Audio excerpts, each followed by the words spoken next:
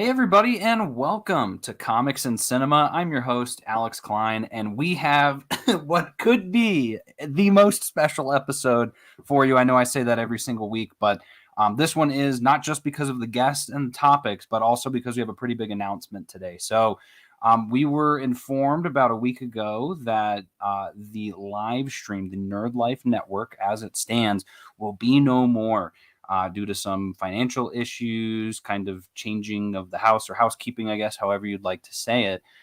But so to speak, after this week, this will be the last Comics and Cinema live stream. And I believe for those of you that follow our other Nerd Life Network partners, Earth's Mightiest Weirdos, Agents of Field, Nerdy Girls After Dark, same for them. There will be no more live streams going forward. I'm not sure what the plans are for those groups. But for Comics and Cinema, essentially things will be going back to the way that they were right before the live stream. So, in terms of expectations for our listeners who have been listening in podcast format, absolutely no change. The shows will still be coming out as usual. It just won't be every Tuesday night. It will be on those random days whenever I'm able to do a recording or get my guests on. Which honestly is a lot easier for me. This has been a great experience. I've had a lot of learning through this live stream, and it was something I always wanted to try. And I think it was the perfect time to kind of put a pause on it as well, just because life stuff has kind of been happening. And in my job, I am on Microsoft Teams. I'm on video all day long. So I get kind of stressed and anxious whenever I'm on longer than I need to in video format. But again, for those of you tuning in and watching who are fans from YouTube, check out Comics and Cinema on whatever podcast you listen to. I'm available on Apple, Spotify, SoundCloud, Amazon Podcast. I tried to get out on all of them, but we're almost about to hit our 250th episode. So for those of you that are maybe newer, welcome, welcome. We have plenty of content available and more to come. So thanks again to those of you that have been tuning in to the live streams. Again, it's been an absolute blast. But continue to check us out in podcast format where things will stay exactly the same. So without further ado, as the title of this card suggests, today we are talking about two pretty big properties from Warring Studios. We are going to be talking about Black Adam, the new Rock movie that just came out last week. And we're also going to be talking about She-Hulk, the entire show in general. So in order to break down both of those properties, and also an extra surprise that we'll talk about here shortly, may put her on the spot, but welcome to friend of the show, Maya. Hey everyone. Hey Alex. Thanks for having me again. Especially the last live stream. Feels only right. Yeah, exactly. Yes, very fitting. The surprise I'm going to pounce on you with is two Marvel trailers dropped today. Yeah. Did you get a chance to watch the Ant-Man trailer or the Guardians of the Galaxy trailer? I watched both multiple times and Okay. I absolutely love them. I mean, I feel Awesome. like Okay. Marvel does trailers so well. Like, I don't think we've really had a Marvel trailer where like, oh, that looks horrible. Or so I'm excited. Yeah, I saw the Ant-Man trailer this morning. I watched it on my phone, and it was very early in the morning, so I was very tired. So I don't remember a lot of it, but I really liked it. I loved how much Jonathan Majors we got in here. It seems like maybe different versions of him as well. Looked like possible hints to maybe some connections with the Ten Rings or with Miss Marvel's bangle, and just in terms of there was the design of some city that looked like it was a bunch of similar rings. I don't know if you caught that. Some of the creatures looked pretty cool. I gotta ask, Maya, did your eyebrows raise when you saw Hope's new haircut? Yeah, it did. It really I'm like, oh wow, okay. It's giving Captain Marvel a little bit, but I like Yeah. it. Yeah, and we'll see. Again, I saw it on a very tiny phone. It just looked like she had like a little bit of fur on her head, and I was like, okay, so maybe it plays a little better on a bigger screen, perhaps. Yeah. I mean, I guess if you're constantly like wearing a helmet, it may be like a tactical thing, like how Captain Sure. Marvel like cut her hair. So I guess we'll find out more about it, but I dig Yeah. the shortcut. And then we got a quick little sneak peek at Bill Murray is in the movie, which was pretty cool. No idea who he's playing. Just a shot of him looking at something, but That was interesting, and we got our look at what the new what's her name, Catherine, who's playing Cassie. Yes, I'm blanking on the actress's name, but I Yeah, like her. I think yeah, like so far I'm like I think she'll be a good Cassie, better I than think Emma so for me. too. But and I'm also just really excited to see more Janet. Like I remember at the end of like or Ant-Man and the Wasp, I'm like, I want to see more Janet. I want to see more Janet. And it's just like now this is her world, the quantum realm. She was stuck here for X amount of years, decades. So I thought and I think, with our group we always, talk about comic connections and things like that. But I thought it was gonna be more like Young Avengers focus, and it doesn't Mm. seem like that may be the case. So it's gonna be cool to see just like something new and fresh. Yeah, I mean, honestly, it seems really cool too from the perspective of the Ant-Man trilogy, because Mhm. that first movie we got what, maybe a minute and a half of him getting super small and going into the quantum realm, and it was like, whoa, what is this place? And then I remember them saying like, just you wait, like this next movie we're going in the quantum realm. And then when we saw it, right, you only get to see Janet a little bit in the beginning, but really at the end of the movie. And even when they go into the quantum realm, like there's moments where you're like, I think it was like, was that a city that I saw? There was like when he's shrinking down, but we probably got what, 10 minutes max, maybe, in that movie. So to have this one seems like maybe even fully dedicated to being down there in that tiny world. As a Mhm. trilogy, I love that idea of like each time it's just we're going deeper and deeper into this unknown territory. So it makes me very excited. And even just like the idea of just like the team. At first it was just Scott, well, a little bit. Then it's Right. like Yeah. Scott and the team is building larger and larger. Now we have Cassie, we have the full team. So it's gonna be great how they keep building on top of the characters. Yeah, so maybe in the next one, or whatever, they show up in next, the team grows into a Young Avengers team. Yeah. Heard Maybe. it here first. So Guardians of the Galaxy Holiday Special, a special presentation. Trailer just dropped maybe a couple hours ago. I just watched it before we came on, and I I mean, my opinions on Guardians of the Galaxy. I like them. There's a lot of cringe involved, and I definitely saw a lot of cringe in this trailer. But the concept of them taking Peter to Earth for Christmas is awesome to me. I think that's a really cool because I was thinking to myself, like, why haven't they done that before? I know we had talked about what was well, no, it would have been Endgame, right? I mean, there was a moment we were like, oh, when is Peter Quill going to come back to Earth? Like he's always been gone. And so yes, he did come back already in Endgame, but how cool is that? Of like, I can imagine that scene. I'll probably love of them being like, hey, we're going back to Earth for you, buddy. It's about Christmas, and like, meeting Kevin Bacon. That part seemed kind of crazy and wild. I love how Groot looks, but yeah, again, the shenanigans of Drax and Mantis. We'll see if they play better for me in a full scope of the special. I was not. It was more of a okay, looks cool, but that's about it. What about you? What do you think? I'm really excited. I love the Guardians. Like first, I love both Guardians. Oh yeah, And I just like silly stuff. So even though it's Mantis, Drax, very silly, goofy, I know that like around the holidays, it's just gonna be great to experience it. And I'm not even gonna lie. Right when I saw like that house and that doorbell, I'm like, they're going to see Kevin Bacon. That was like immediately came to my mind before Mantis said, "Oh, we want to talk to Kevin Bacon." I'm like, "Oh, I can't believe I like." It was like a deep memory that I recalled before or when I was watching the trailer. So yeah. I'm excited for, like you said, finally seeing Peter Quill go to Earth, back to Earth, since he was a child and lost his mom.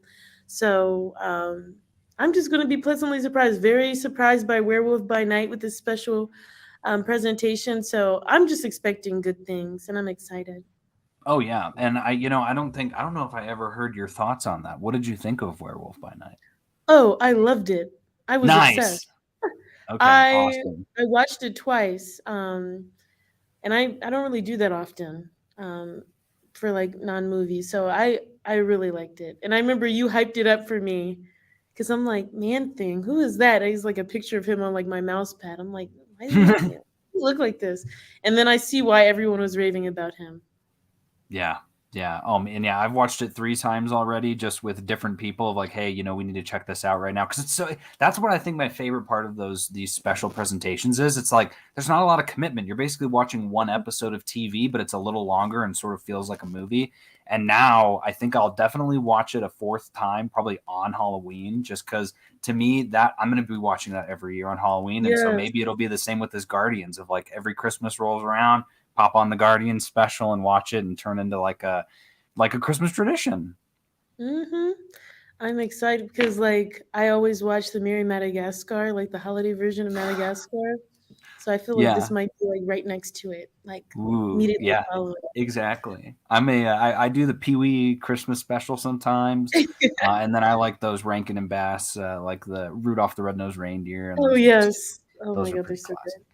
And I see we got some people who join us in the chat. Popping the Popcorn says hi. Hello, Brian, as well. Our fearless leader. Thank you to everyone for your support of the Nerd Life Network. Thank you so much, Brian, for the opportunity. So let's dive into our first topic. So this is a movie that you just saw recently that called Black Adam. So I gotta get this from you first. Did you have any idea about what this movie was going to be about prior to seeing it? Zero expectations. I saw like, oh, is it connection with Shazam because he had the lightning bolt that looks similar? But I had no idea. No idea. No Did you expectations see going no in. trailers? Oh no, I did see the trailer. And so Okay. that's when I saw the Atom Smasher suit and I'm like, this is Jimmy Neutron. Like this kid, he looked like Jimmy Neutron with the atom and like anyway, but outside of just like I saw the trailer, but I didn't know anything about that, like the lore surrounding him. Yeah. Okay, well then we'll start there. So I'd love to hear what were your overall thoughts of the movie? Granted, it's very fresh in my mind, and I could just be a prisoner to the moment, but I really liked it. I enjoyed it a lot. I think there was a lot of amazing themes in this film, especially when you talk about like, heroes, villains, and then like what does like a local hero look like? What is and then people like coming into a community without having like the cultural context. So I just kind of seeing how that all like transpired between the Justice Society, between Black Adam, between Amanda Waller, all that stuff. Like I thought it was really great. The visuals were amazing, like Cyclone, Oh yeah. phenomenal. I That love slow-mo Cyclone. every time she was on and just getting to see the colors. Oh yeah. It was so cool. And even Dr. Fate, and granted, it's kind of hard to watch this movie and not be like, okay, Adam Smasher, Ant-Man. Like, there's so Right, many Dr. like Fate, Doctor similarities. Strange. Even Hawkman, the Falcon, like, come on. He's Yep. like the captain of it. Like, very I saw the similarities, but they were different enough for me to still like keep them separate. Yeah. Because like Dr. Fate was more like a Mysterio meets Doctor Strange. Yeah, More so good Doctor point. Yep. Strange. But I just love the visuals and everyone using their powers. And I liked how there was kind of like a little bit of Bane-esque Dark Knight Rises with like Black Adam's like origin story. Did you have that feeling when you watched it? Like when they went back to like flashbacks when he like his son, him, the bald heads. I don't know. I From kind of got like a of just being Bane, that's I couldn't take my eyes off of and Marvel didn't do it any better with Tiny Steve, right? Like I was like, yeah. the head kind of bobbing as he's moving, and you're like, what's going on? And I felt that same way with The Rock when he was not Shazam, and I was just like my eyes were trying to adjust to like his smaller body. So yeah, no, that Yeah. thought didn't cross my mind, but now that you mention it, yeah, absolutely, it's very very Well, more similar. There's so a when they lot were of like going back to like the flashbacks when they were like I'm blanking on the name of the city. It's Could like Kondak yeah, or something like Kandak, that. yeah, Kandak. Like when they were kind of like slaves basically. Like Yeah, I feel like that looked very kind of reminded me of the Dark Knight Rises. yeah, So definitely, and it gave um me some Prince of Egypt vibes as well. yeah, Prince of Egypt. But overall, no, I liked it a lot. It was great to see some like cameos, Amanda Waller, homegirl from Peacemaker, Oh, yep, yep. James Gunn's wife, I forget her name. And obviously the big one at the end, one I'm sure we'll talk about. But Oh, I yeah. liked it. I genuinely don't know why it had such a low score. So, Alex, I have not read any of your comments about this in our chat, so I'm really Yeah, curious and to hear what you I think. haven't shared a lot about it either, and I Mhm, will say so. I really liked it. I thought it was a really fun movie. There's some pieces of it that I think, like, okay, this to me is the definition of like a mainstream superhero movie, basically. Like, and mhm, DC has had higher tiered films, and Marvel certainly has had a higher tier of films as well. But if you're just trying to go to the movies to be entertained, this thing did the trick. Like, there's a lot of pieces to the plot where I was like, this doesn't make sense, or why is this character doing this, or one of the big things that and you mentioned it that I really liked was like, okay, so they basically created, and you see it in the credits that it's all fictional, right? Create this fake country that is akin to Egypt in a sense, right? That had slavery way back in the day, and now we're in this modern day society where we've got these not necessarily colonizers, but it's a form of it with the Intergang coming in to take over, and just I loved the politics of, oh, the Justice Society is coming in to stop Black Adam. It's like, but Black Adam is the hero of this country. It'd be the equivalent of like, a group of people coming to stop Captain America. And if Captain America had a bad side, right? We know Black Adam is not a good person, but that whole idea was so fascinating, and I like that they touched on it at moments, right? Of like, these people, look at these people, they're cheering for him for what he's doing, and you guys, where have you been? Like, there was a mention mhm. of it, but I feel like a lot of those topics felt very surface level because, again, I don't think that was their goal in this movie. This wasn't like a Watchmen type movie where we're getting Mm, real deep into the topics. It was more of a, that's our glaze, and the rest of the movie is all action. And again, for me, I was totally fine with that because it was enough for me to say, okay, I like that concept. Again, the intergang, like, oh, we've got these all of that was just like, whatever, I don't care. We need some nameless people for Black Adam to literally destroy. Fine with me. Like, I loved mhm. that. And there were so many moments where, like, at the beginning of the movie, right, there's that bit where he's resurrected and just absolutely destroys everyone, right? Like, oh, that slow mo of, the blade is coming by him and he like just pokes it in the very Flash esque, right? And some of this other Yeah. slow mo stuff like Quicksilver, but still it had a flair to it where it's like, okay, we get a bit of electricity, which looked a little bit like Thor Love and Thunder, right? When he's spreading it out through the tree. But again, it worked. And then when it was done, I was just like, man, so I get it. Like, we got the big action scene and now we're going to just take a break. We're going to learn about some of these characters. And it was like, actually, we're not going to do any character development in this movie. We're giving you another action scene. And then another action scene. And so that worked for me. Again, I think if you're wanting this movie to win an Oscar, that is not the route you take. Yeah. You need to develop the characters. We know literally probably a sentence worth of background on all of the Justice Society characters. I've seen some criticisms from people around Hawkman that he has a very complicated backstory, other planets. I don't know any of these characters from the comics very well, but they don't touch any of that. And again, I was like, that's fine because to me, I don't know if you remember this, Maya, but when Justice League was about to come out, the original Justice League movie, DC kind of had this idea in their head of, well, oh, Marvel did this thing where it was a bunch of solo movies and built up to a team up movie. And DC said, we're going to do the team up movie. We're going to do Justice League. And then from there, we're going to break off and do solo movies. And people were Mhm, like, you're crazy. And the movie was not very good and all that. But when I was watching this movie, I was like, this is how you do it.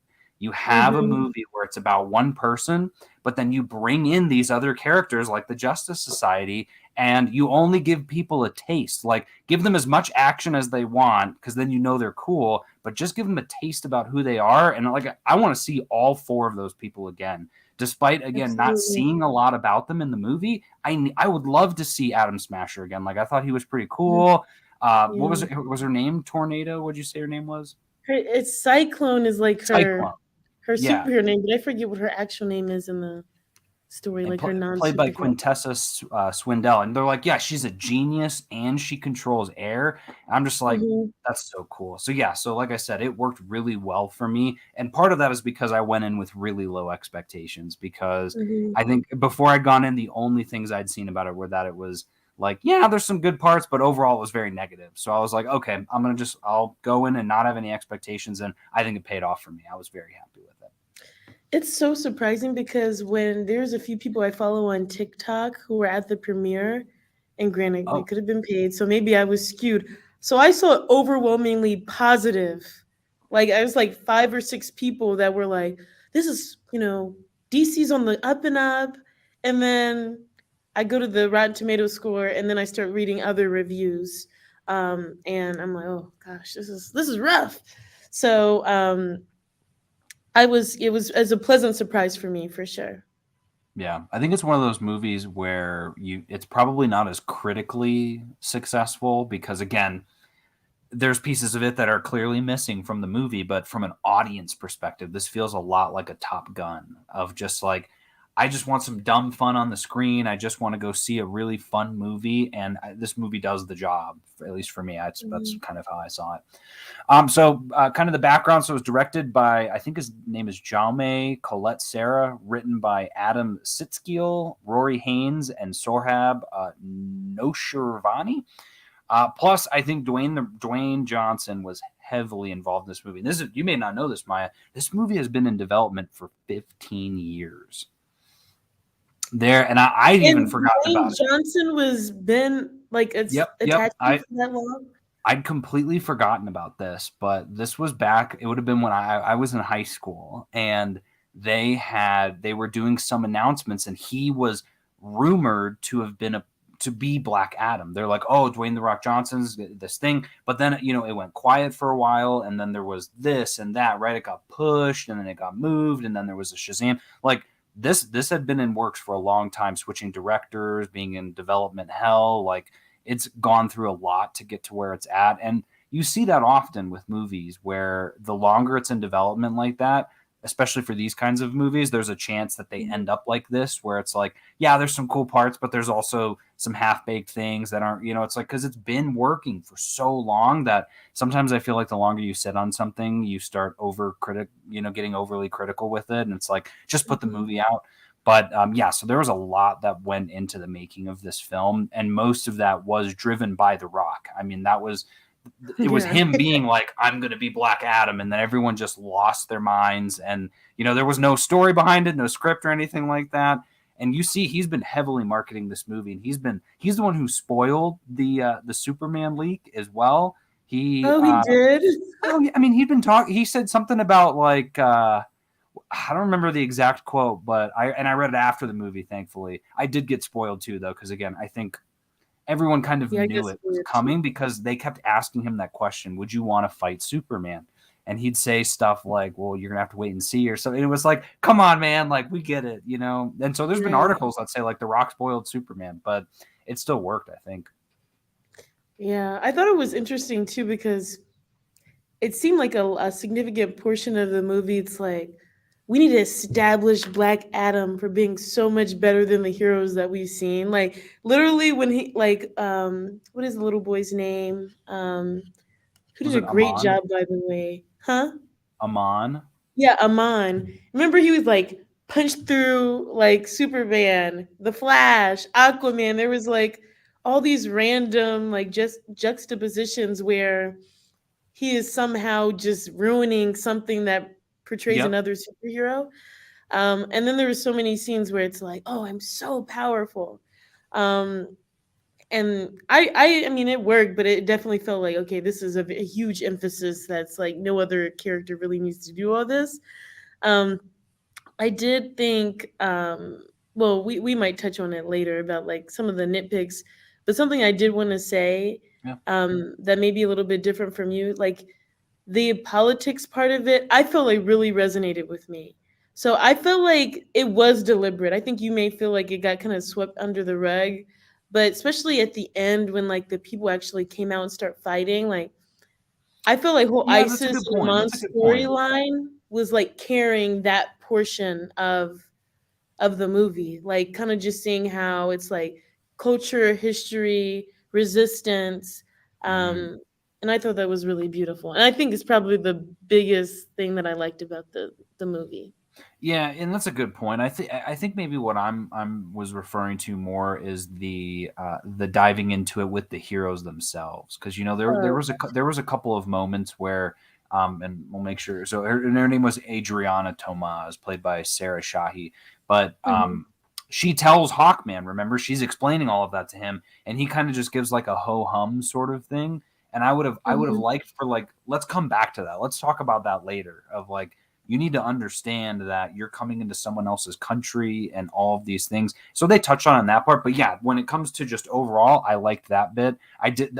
There were people in my theater sitting next to me when Amon did the thing, and they did it in the theater, and I was like, whoa, like I've never seen that before. And they looked around and no one else was doing it, and they put their hands down. But I was like, they were feeling the moment. Like that was a powerful moment of this kid, just inspiring. And I did love the bit when he was at the very beginning, when he's going through the checkpoint and he's like just spouting off all that political wisdom to the guard, saying, well, I don't remember what he was saying, but he's like, yeah, you guys aren't even supposed to be here and all that stuff. And turns out he's working with the people in the truck anyway, which was pretty cool.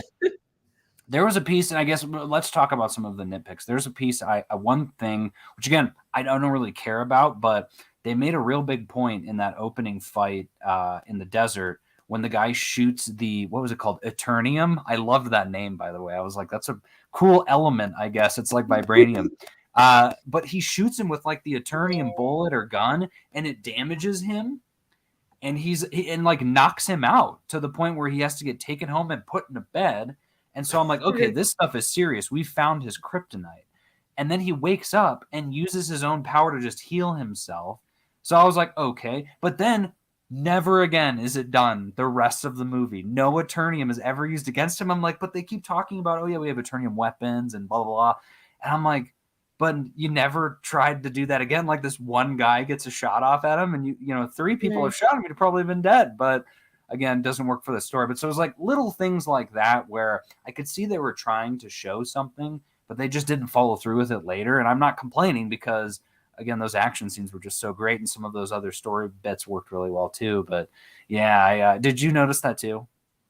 I did, but I think, and even though it wasn't as powerful, but at the end where the guy who turns into a demon, there's like a blue wall separating him. I think that's how they kept Black Adam out temporarily, just because it was made of that element. But it wasn't significant. It wasn't like they didn't position it like a kryptonite like it should have been, because it was like, oh, okay. Yeah. Let me ask you this. Go ahead. Oh, I was gonna say, did you think? Because I did, and I honestly got a little upset for a minute because then the action started, and I was like, okay, cool. When they stopped him, or when he agreed, he was like, "Don't let me say Shazam again."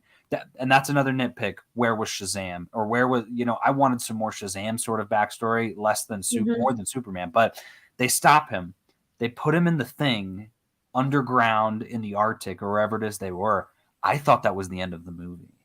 And I was just like, wow, like, man, that's a choice. I was like, what a way to go. He gives up. So I was like, okay, so the next movie's going to be about them probably going to be in need, and they're going to need to break him out or something. And then I was like, the movie's still going. I was like, and then I was like, oh, it's another fight. And then he breaks out and whatnot. And I was like, oh man. But for a minute there, I thought the movie was ending. And then when it kept going, I was like, man, this movie feels long. But yeah, that must have been like an hour into the movie or something like that. Yeah, that's what I'm like. Wait, there's no way this movie's about to be over. With the idea did cross my head, but I'm like, tricked me. Are they really about to break him out type thing?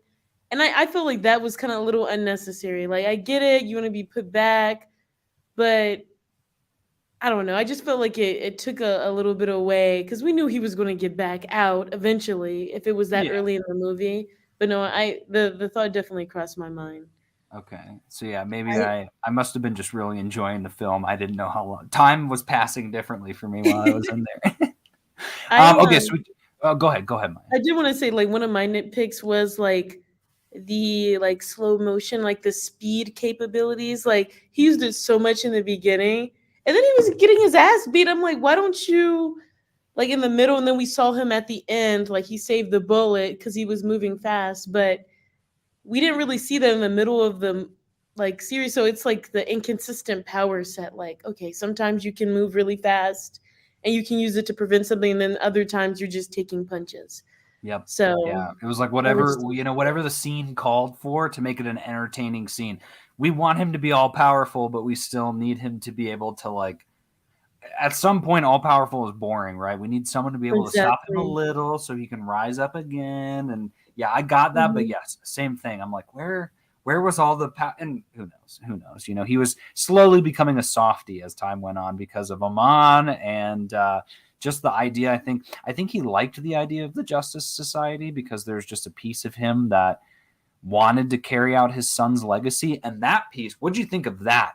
Okay, I was spoiled about the cameo at the very end of the movie, and I see Late Night Alum just joined us. Welcome. We are talking spoilers for Black Adam, so for those of you, because we're about to talk about a big spoiler coming up, but and this is a spoiler too. So it's revealed, and was a twist for me. It is not the son who is Black Adam. It is his father.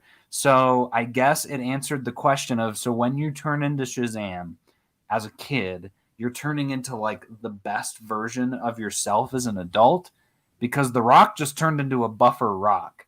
And so I was like, okay, so he's not transforming into a different person. He's just bigger now. So I kind of put that aside, but I was like, wow, that's a pretty interesting choice, because like, okay, so he comes out of nowhere and it's just like, I'm going to give my dad these powers. And then the dad's like, well, I don't want this. And then the son dies. And it's like, wow, I can't imagine. Again, it's a fictional country, but being in like Egyptian times, dealing with slavery and having that, I would have been so stressed out as a father. I would have just been like, this is a lot going on right now. Like, holy Yeah, cow. you have nothing to look forward to. And I was a little okay. I'm like, okay, that really sucks. That's why it reminded me of The Dark Knight Rises so much, because remember how they position it like we were watching Bane as a child in his origin story, but really it was Homegirl who ended up being the bad guy. Maya, I So have not seen that movie in a long, like I haven't seen that in a couple years. Now I see what you're saying, and it's all yeah, coming like back to me. That's right. Okay. Yes. yeah. So Yeah, it you're was like, right. okay, the switcheroo, it felt like they were purposely trying to be like, we gotta add some sort of twist to it. Yeah.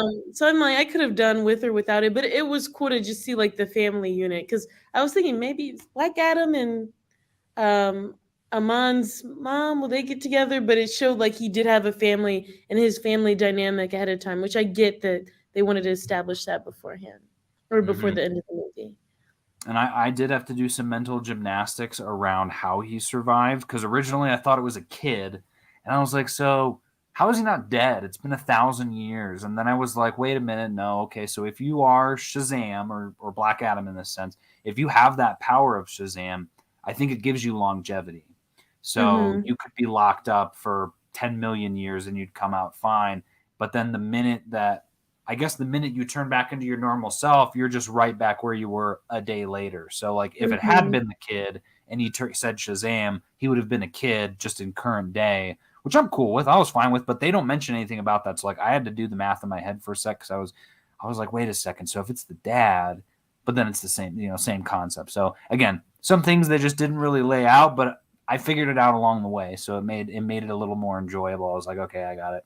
Um, we got to talk about Dr. Fate, Maya, because he was my favorite character of the movie. Yes, I The agree. the not necessarily the eccentricity of him, of like, the mentions of like, oh yeah, he looks at possible futures and he's constantly stressed out or something, and then Pierce Brosnan's just saying these very cryptic things, and it was like, man, he's so cool. And then he, touches the helmet and gets a vision, or puts the helmet on and he's just like, oh, again, 100% like Doctor Strange, but I was able to separate myself enough to be, I was cheering in the movie of just like, man, that's so cool, or that is so cool. Like the way he just did certain things, you could tell how powerful he was. And they did that on purpose, right? They showed you multiple superheroes of different calibers going up against Black Adam. And Dr. Mhm. Fate, but beyond obviously Atom Smasher, was really the only one that like could come close to even stopping him. And I loved that it was like, Yeah. I'm just you never knew what it was either, because it's like, is he going to a different dimension, or he's got the knowledge of like different Dr. Fates from across you. I have no idea what it was, but I was like, I need a Dr. Fate movie, and I can't believe they killed him in the movie. But I think they purposely did that because they know they got something there. I'm sure someone else is going to get to play the character. I mean, Hawkman got to play the character for a bit too, which was pretty cool. Which kind Yeah. of symbolized, in a sense, right, that other people could become Dr. Fate. But man, just the idea of like, that whole idea I thought is more interesting than the Doctor Strange concept of like, oh, you just got to go train and whatnot. Like, I love the concept of Yes. I found this helmet, and when I put it on, I get visions of the future and I have powers, and the combined strength of whatever just was so cool. I love Dr. Fate. And like I agree, like his origin, like how it works, I thought was a little bit more compelling than the first Doctor Strange movie.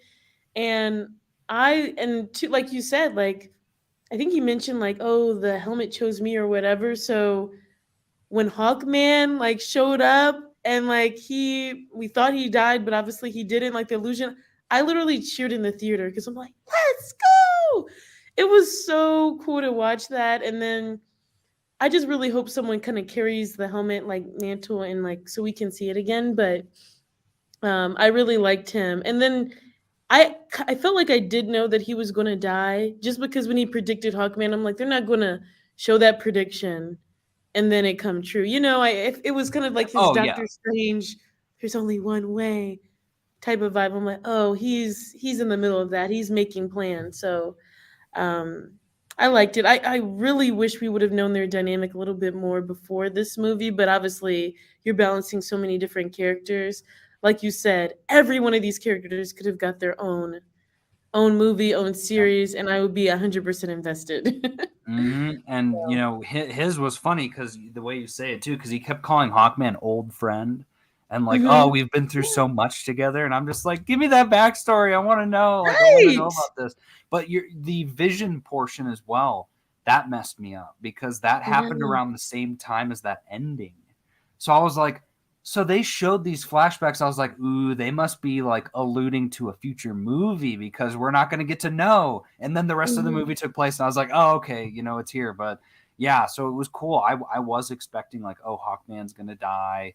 Makes Mhm. sense, but maybe it won't be the way we think, or maybe he stops it. Because there's that bit where he says something like, I'm just going to go do it. But then I actually got a little choked up when Dr. Fate said something like, I'm going to be doing this. And then like closed I was like, Mhm. whoa, okay. So the opposite of Doctor Strange, right? He knows the fate and he's just going to sacrifice himself anyway. He totally didn't have to though. Like he was Yeah. doing great at buying time. He could have just bought a couple more minutes and then Adam would have showed up and it all would have been fine, but whatever. Yeah. But Okay, so yeah, we said Cyclone. We said she was awesome too. I loved her character. I thought she was great. Adam Smasher. So same guy from PS. I was it To All the Boys I Loved Before. yeah. Not PS I Love You, but um, Mhm. I thought he was good. He was kind of the comedic relief, but I really liked. I think my favorite scene with him was when he was in the jet with Yes, Cyclone, cyclone. and Mhm. she's like explaining what she did, and he's like, that is so cool. He's And like, "You're not she's gonna like, downplay you it." Like, "This is yeah, cool." and she's like, you grow to be X amount of height and you think that's cool. She's like, don't change or something. Like, I loved that whole idea of where he's just Yeah. everything is wonder to him, and yet he also can grow super big. And I love he just smashes Black Adam. Yeah, I thought he was cool.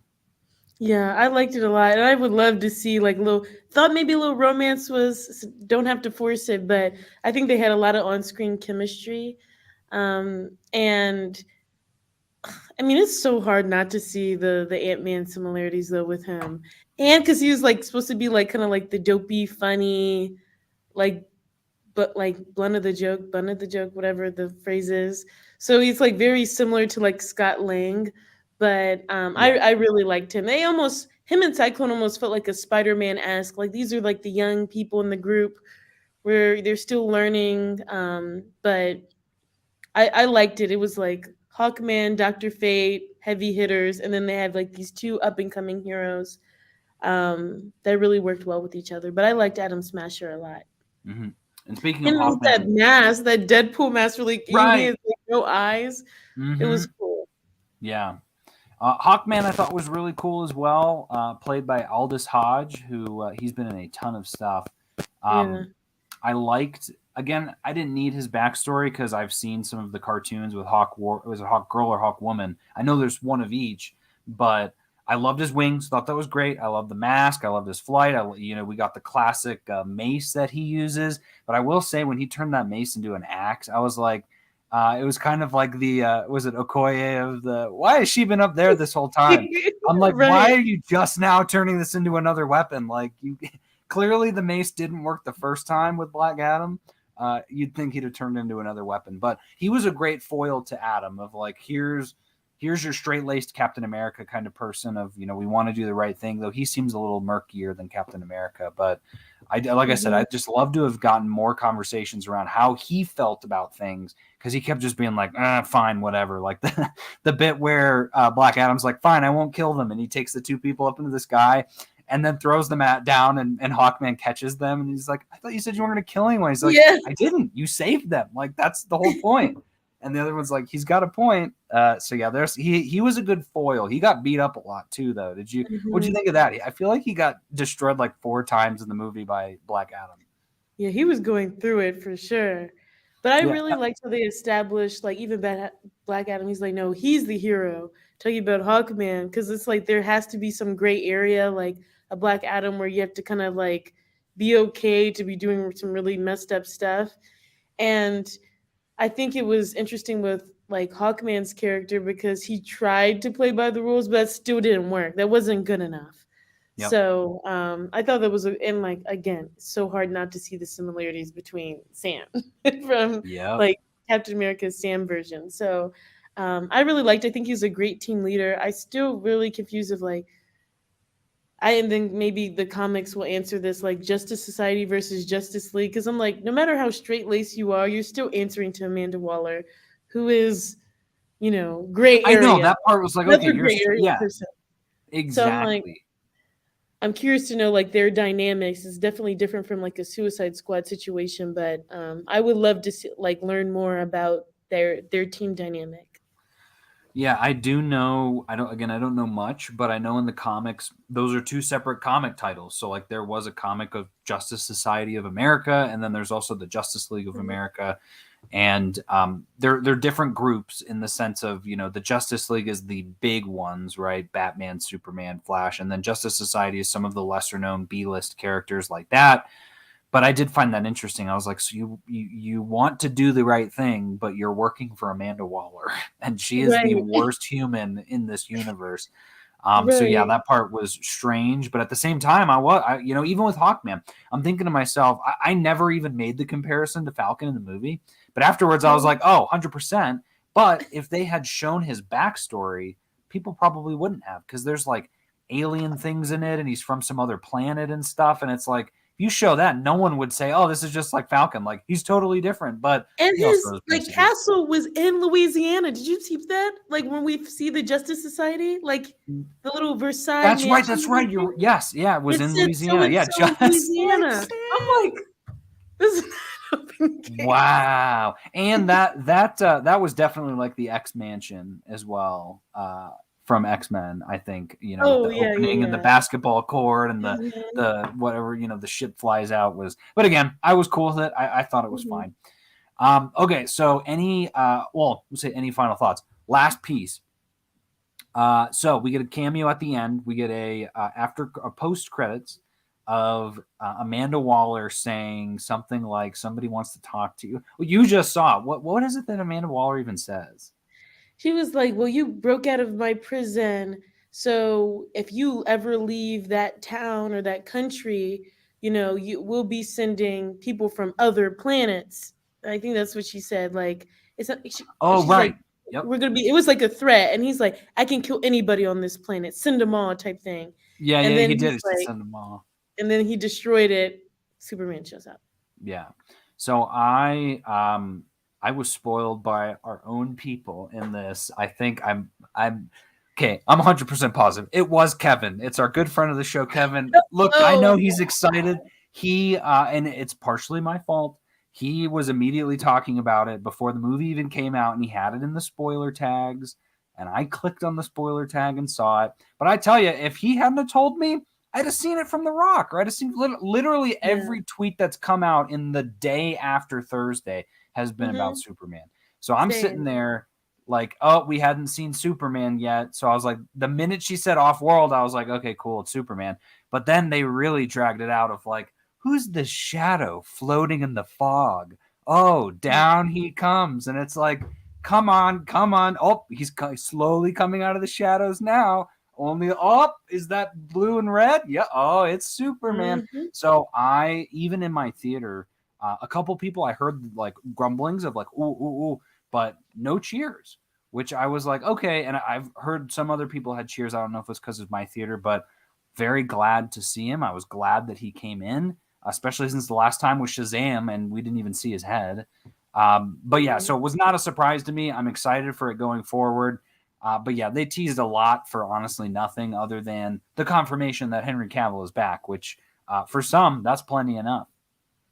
Yeah, I it was also spoiled for me. TikTok and just don't care. Oh, sure. Um, but I'm excited because I'm like, okay, we finally have someone who can match the power level. So I don't know if they're gonna be friends or foes, but if we do get something with them two together, like another film, I would love them to like as a team up, like as a unit, like, hey, we're gonna be doing like handling all this insane stuff. So I mean it's cool it worked for me, but like it wasn't super shocking since I saw the spoiler.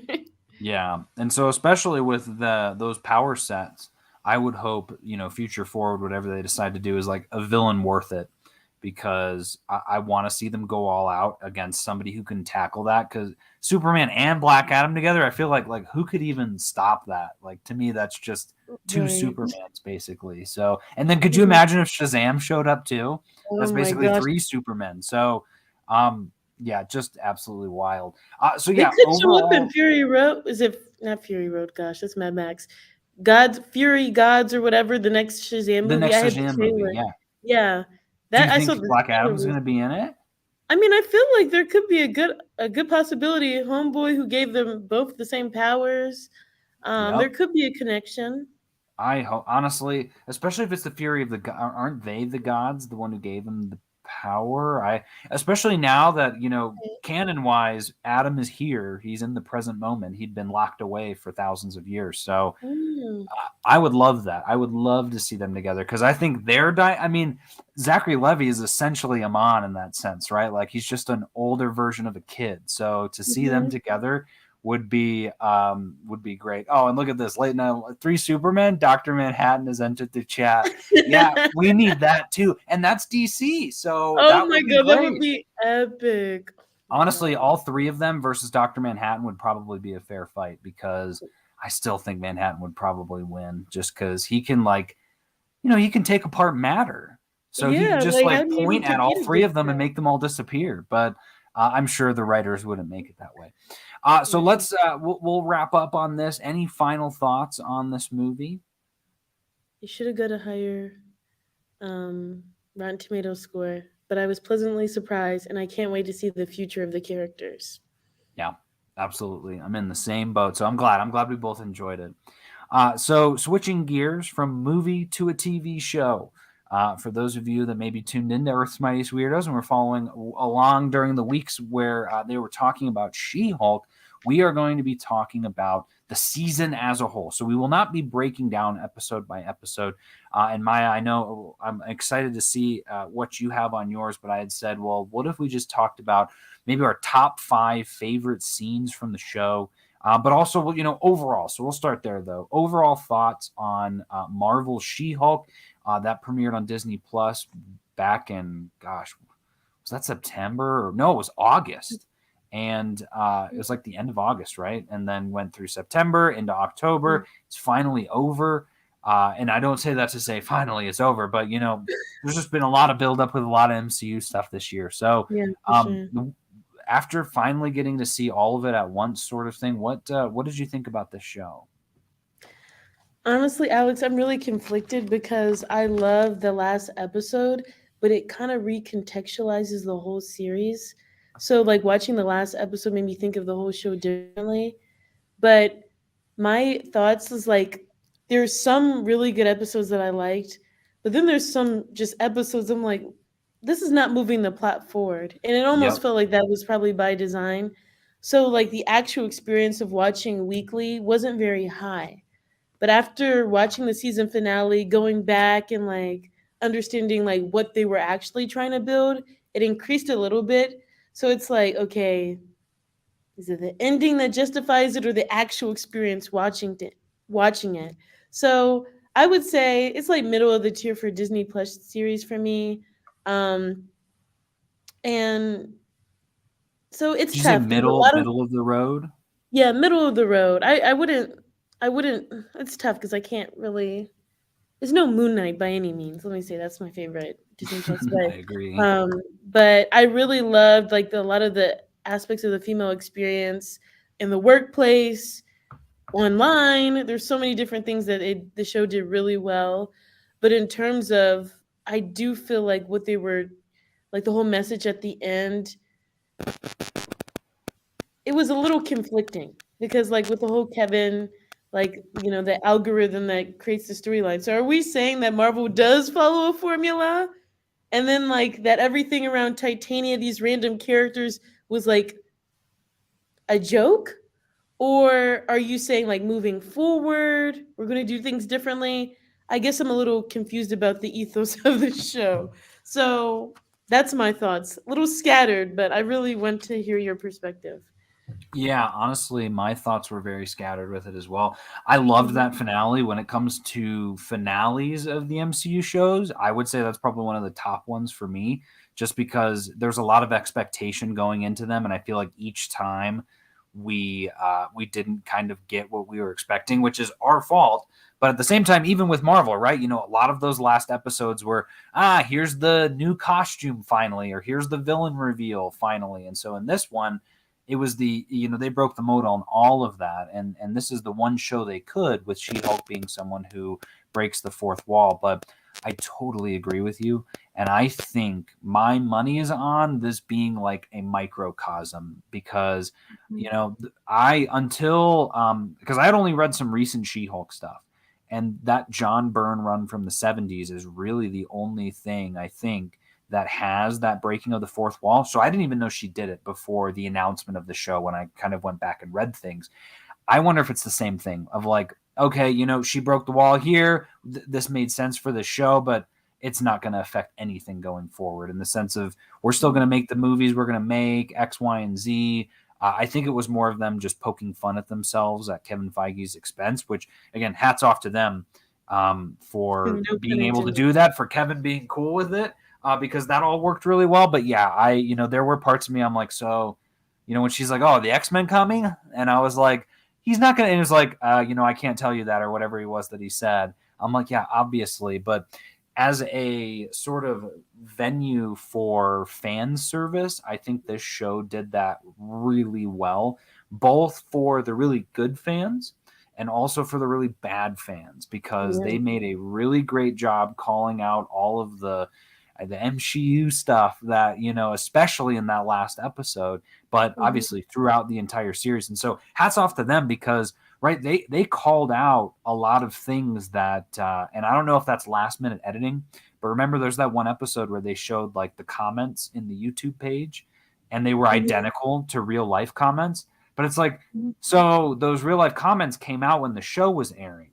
So did they No, I screen grab them and edit them into the show, or so I thought that those comments came from the announcement of She-Hulk, like right after the 2019 Comic-Con, like the social media reactions to his She-Hulk. oh, well, then if But that's the I case, then could that have got makes that sense. complete. Could have got that wrong. That was my assumption, but I can't say for sure.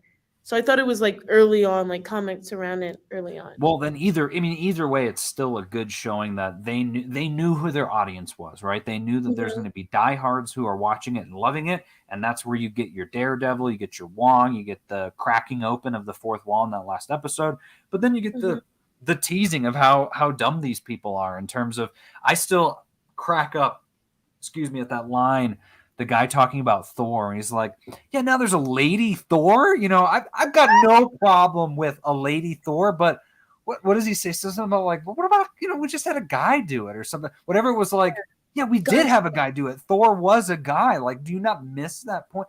Or was something about whatever it was like, dude, you're arguing against yourself at this point. Like, what you're saying is what happens. So I don't know where Mhm. this is going. So like that whole bit, I thought all the dating stuff was really powerful too. Mhm. Both for me it was super annoying because I'm like, I can't believe people are like this. Like I can't believe men out there are like this. It Oh just drove me gosh, nuts. Because Alex, if I only you knew. was never really on that dating scene in my 30s, obviously. So just Mhm. weird to me, but it was nice to see it because I'm saying to myself, like, this seems real, right? From what I've heard from comments from people, this is very accurate. And I'm just like, wow, hats off to them for saying, you know what, we're just going to make a 30-minute lawyer comedy show that is true to life. Like, obviously, the superhero stuff isn't, but the dating is, the trying to get by at work, having a best friend, balancing that work life balance, like all that stuff I thought was really great.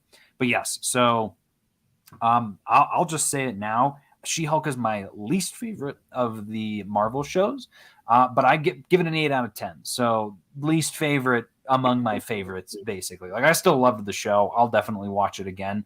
But even I mean, I sitting down thinking about it, and I was like, okay, I wasn't a huge fan of that Killmonger episode, but Mhm. I would take when Ultron wins over every single She-Hulk episode. So I was like, okay, and maybe even again, there's some bits of it, but I was like that because that was my previous lowest rated was again as an 8 was What If, but I'm like, there's Mhm. just the fact of What If being animated plus it being anything can happen, like to me that bumps it a little bit above this where I thought anything could happen in the show, but there are certain episodes where it's like, is something gonna happen? Because you're making it seem like it, but nothing happened in this wedding episode, right? Like Yeah. and it clearly it set it up right. She meets the guy, but yeah. So overall, like I said, enjoyed it. I hope we get a second season of it. I think this is a show that would thrive with a second season now that they know, they're going to see way more audience reactions now from all these reviews and whatnot.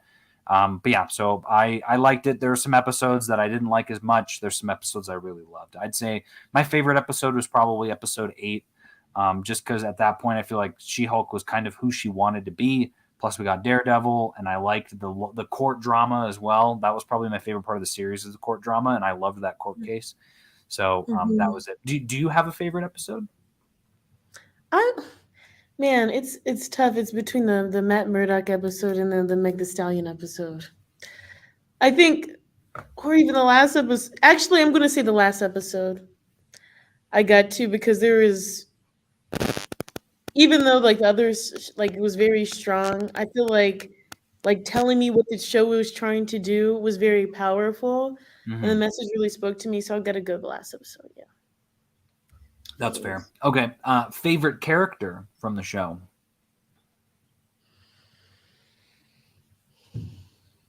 Oh man, this is tough. Honestly, it's gonna be between like Jen herself, but what's her bestie's name? Nikki.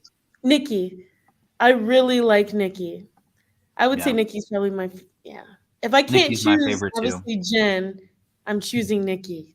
Yeah, I feel like you could say beside if you want to say besides Jen, but Yeah. there's some certain pieces of I associate Jen with She-Hulk, and there's still, as good as it was, there's still some bits. I think it was in the second or third episode when she's walking in her office as She-Hulk that we talked Oh about. She looks like a sim walking like, and to me that takes her down a notch because that's yes. technically Jen. So yeah, my favorite was definitely Nikki, and I would have said a close second would have been Mallory because Oh I thought yeah. she was really cool as well. Yeah, she's And then great. Pug was amazing too. It was a great supporting cast for this show. I would say Yeah. maybe one And of the better supporting Emil is casts. funny. I liked Emil too. They Oh gave him yeah, some. exactly. Yeah. So and then Yeah. even the what was his name, Crusher or whoever it was, the guy from the Wrecker, who was a bad guy from the Wrecking Oh Crew yeah. and then At the ended up being a retreat. good guy. Like I liked him a lot too. I thought he was cool. Once I was Hmm. sure that he was no longer a bad guy. Right. Okay, but top 5 favorite. Do you have a top 5 favorite moments or scenes from the show? I do. Okay, I well then do. let's we'll go back and forth 1 to 1, and I'll let you start. And they're Okay, in so no particular backwards. We're order, so starting no with number pressure. 5, right? Huh? We I, don't. I said no particular order, so Oh, okay. if No you, particular order. yeah, yeah, Okay, so I'm gonna start, and this is gonna be like weird. Like, why is this even considered like a good scene? Because how horrible it was. but when they Intelligentsia exposed Jen and put like her personal like video home footage like on like in front of everybody at like a women lawyer award ceremony, like my jaw dropped. And it's very, and I never thought that Marvel would even touch something like this. But I think, I've seen a lot of videos talking about like revenge porn and things like being a very real thing.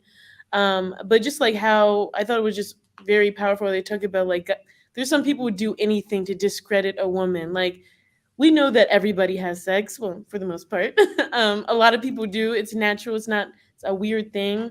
And so, like, the fact that they take things that are just normal to anybody, like any woman, to make that be why she's a villain, I thought that was really powerful. Um, and I just like that the MCU kind of like pushed the boundary there because I was not expecting for them to do that. So I Oh think yeah. that was good character building for Jen.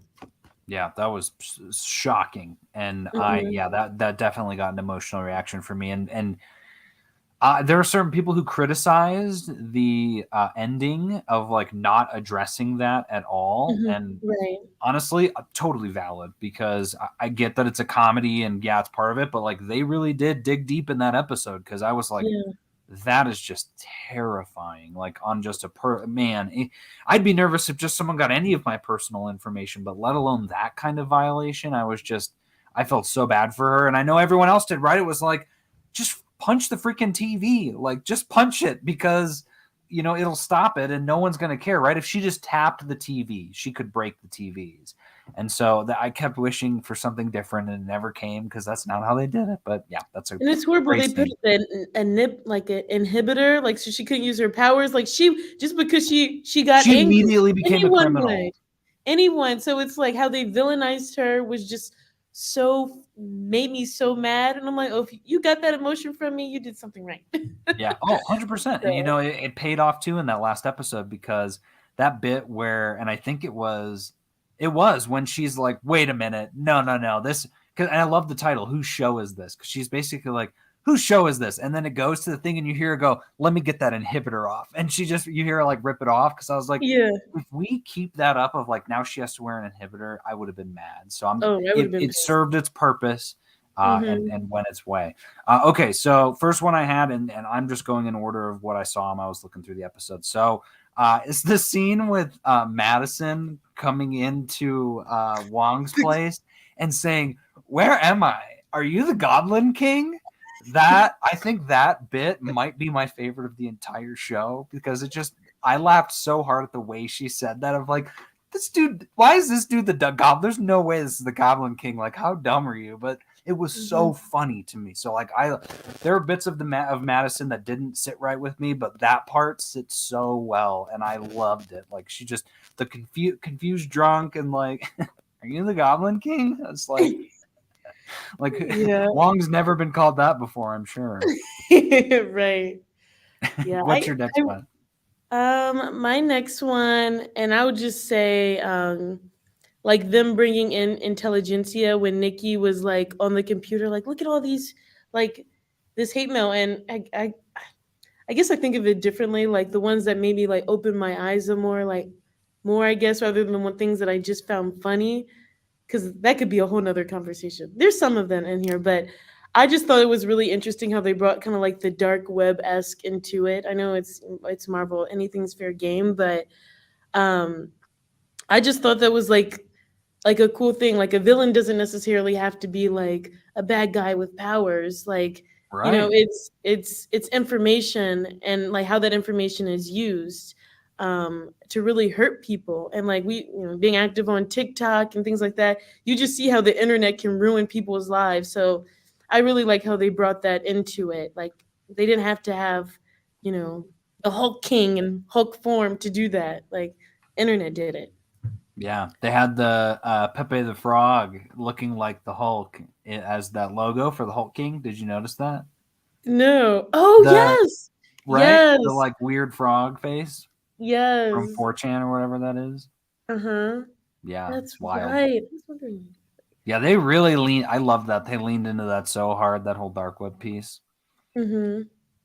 My next one is the court scene for She-Hulk's trademark court battle, Mm. basically, with Mallory representing her.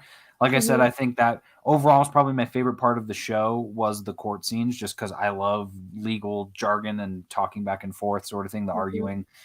You know me, I love debating. But so seeing that one and seeing Mallory kind of bouncing off of the lawyer for Titania, but then also seeing Jen being willing to throw herself in front of the bus to have all of the people she went on dates with confess or you know, kind of testify was Mhm. I just thought that was really cool. It was really powerful. It was very depressing at the same time. It was like, you know, you got the win, right? Like it was the surefire win. So it was a mixed emotions while watching it, which I thought worked really well for me.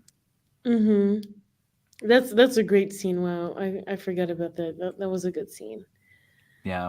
Um. There's also the great Titania line of, you know, not only about this specific beauty product, which I'd like to offer into evidence. Thank you. And I was like, she That's was why I'm great. like Titania is the Marvel version of Gwyneth Paltrow because like these Yes. sham of products, Yep, goop exactly. literally. She got the goo. Um, that's funny. By the way, I hated Titania this whole series. There's no redeeming factors for her in my Yeah, she opinion. made me laugh sometimes, but overall, she was, yeah. Ugh, We'll can I see. We'll see. stand Maybe her? they make her better next season. Oh God, hopefully she's not in next season. But yeah, We or need the better, or backstory, better. Maya. You don't know anything about. That's the problem. We don't know anything about her, so she has no redeeming quality. She's just annoying. I know. I guess. Mm. Who knows? Yeah, I'll be open minded to it. Let me say Okay. that. My next one, Matt and Jen hookup scene, amazing. Especially the next day when he's like walking with his Yep. like Good hair, like morning, his ma'am, or walk of whatever you say. shame. His walk of shame was so funny, but they had such great chemistry. Oh yeah. And I remember, oh my God, I love them together. Like, yeah. So it's like at first I was curious to know if they were actually going to have the show end with a real love interest that wasn't trying to kill her. Hmm. So I liked how that they made Matt her love interest, and actually had him at the family events and all that stuff. But just seeing that scene where they're actually coming together, um, was great. No Yeah. pun intended. That is the one receipt that I can call from the show was I Oh had yeah, said that's that right. she's gonna end up with Daredevil because but I just said because he's blind, so like he's the ultimate dating partner for her because he would accept her as she is because he has no real idea of what she looks like. But Hmm. yeah, no, that's that bit when Nikki's like, "There's a devil man walking outside with oh, you know that guy, don't you?" I was like, "Oh, that's just so great." It's Um, hilarious. Okay, my third one was, and I just put it as Nikki's wardrobe, but specifically in the that same episode, I think it's called "Lean, Green, and Straight Up Poured into These Jeans," the one where she's doing her trademark.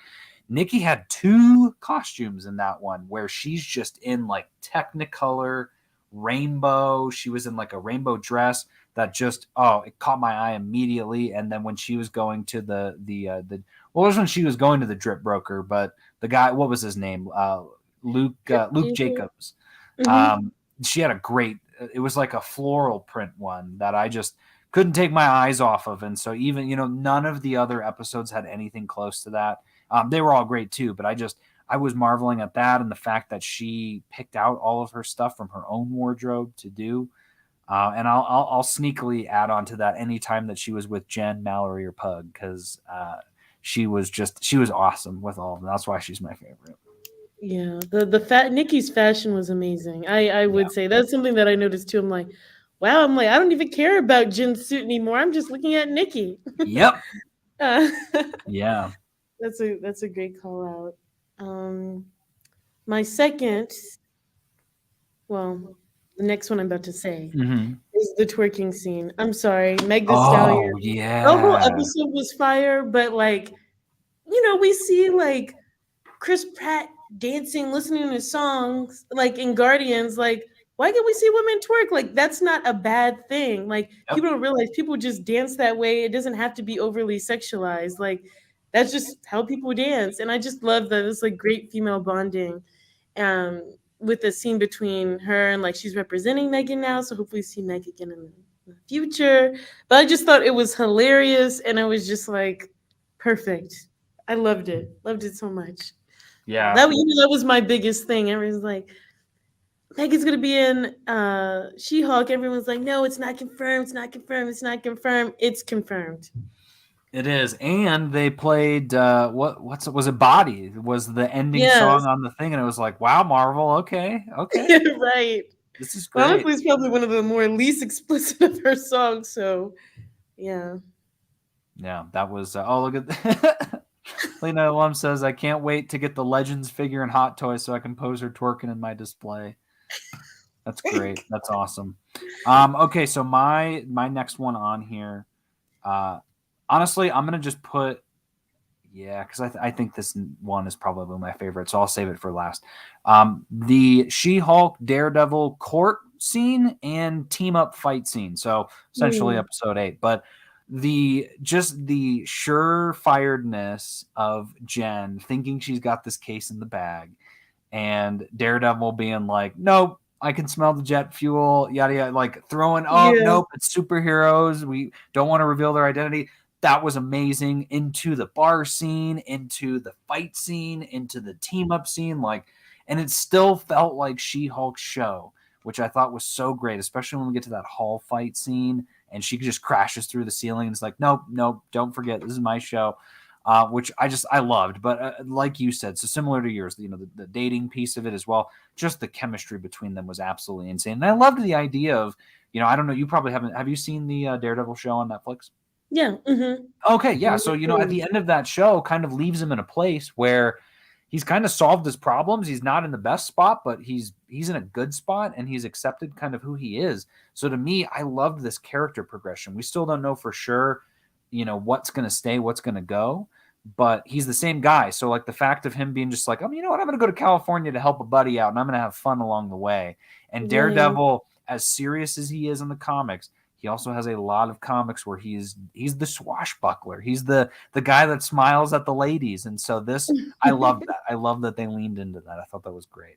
Yeah, I do that, and I think it's just great representation too. Because like a lot of the times, like when people with disabilities, like in media, they make it seem like they're just like they have no like they have to either be super focused on their niche.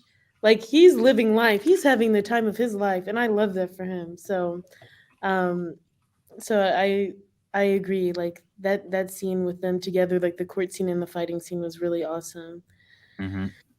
Okay, so mine, this is absolutely my favorite one, and this might be yours too. I don't know. The confronting the MCUers, like at the end with Todd, like before the fourth wall break, where we made the Lady Thor. I believe that's how the sequence is. Lady Thor comment, and just like basically like exposing guys hiding behind screen names online. Like this is Yeah. what I always wish. Just like all the hateful. I've dealt with so many hateful TikToks. Like I actually had to delete a few just because like people just use the internet as a way to just be nasty and mean. So like being able to see these guys face to face at their little meeting or when like pull up, I'm gonna like fight you. Like I just love that idea of just like exposing these people who are hiding behind usernames. Yeah. And so because you take your power away. You're not behind a computer anymore, bud.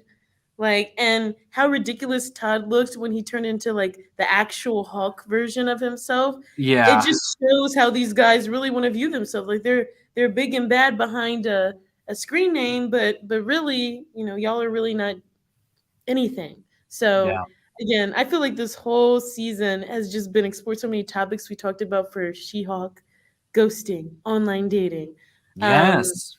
MCUers, haters, like it's I felt like that scene really kind of brought so much of like I guess the mission that I tried to like communicate to people and share with people who are in the fandom kind of not, what am I trying to say? There is a lot of people I know who will not directly say I'm an MCUer, but their sentiments are that way and they have a Yeah. lot of similarities to the cringe guys in the series. So I feel like that scene really gave me an ammo. Oh, just watch the last episode of She-Hulk. That's what I'm gonna start saying. Yep. Just watch it.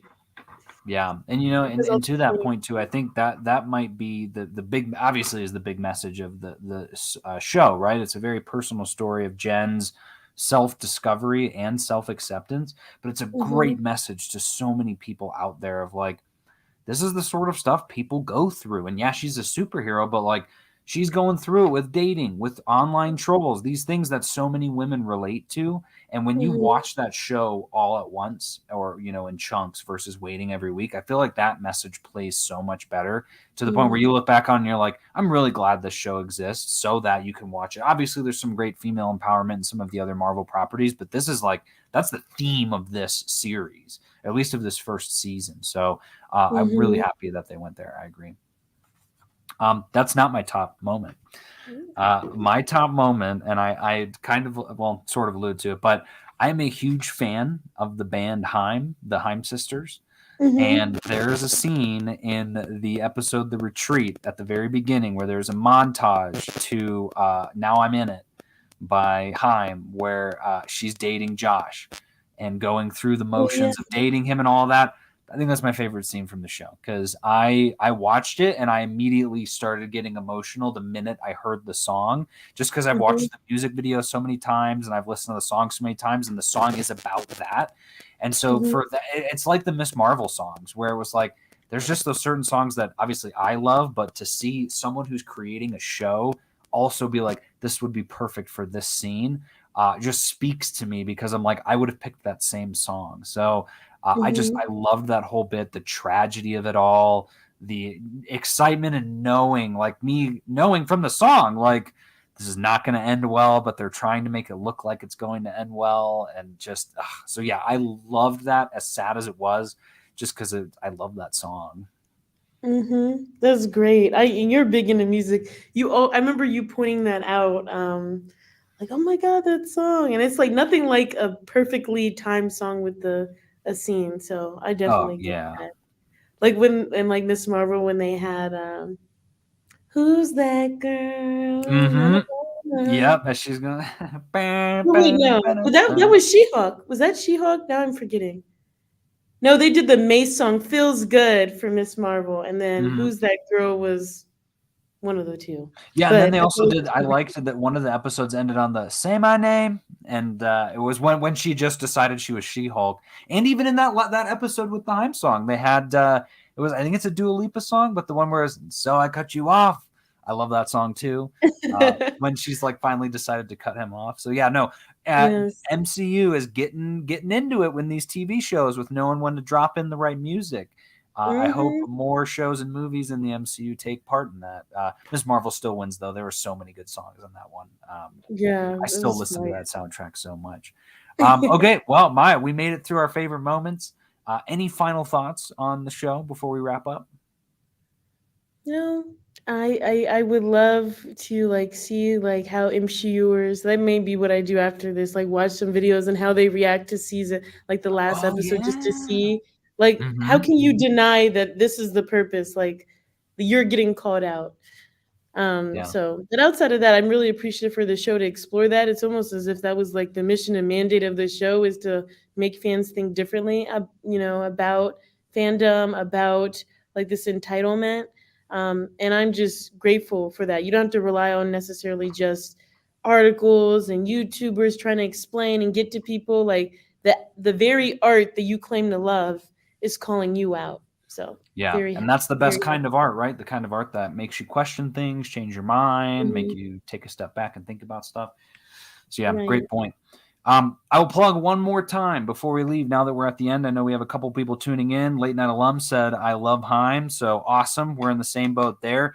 If you missed our announcement at the beginning, this will be our last live stream for the Nerd Life Network, which is, in a sense, dissolving.